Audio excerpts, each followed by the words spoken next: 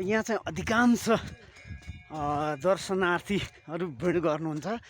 अब 108 धारामा नुहाउने, त्यसपछि दुईवटा पापकुण्ड र धर्मकुण्ड भन्ने छ।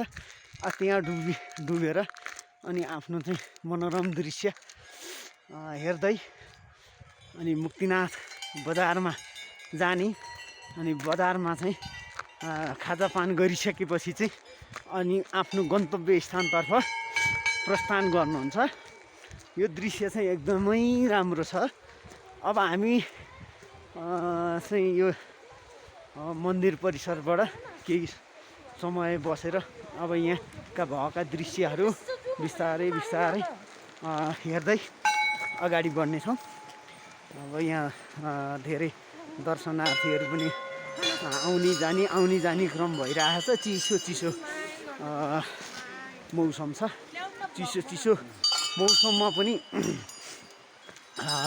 छोडिने छैन, किनभने यहाँ घुमफिर गर्ने, दर्शन गर्ने चाहिँ अब प्रक्रिया निरन्तर रूपमा भइरहेको छ। यहाँ चाहिँ अब यस्तो लेखहरू यहाँ लेखेको छ, यता हिउँहरू यस्तो देखिरहेको छ।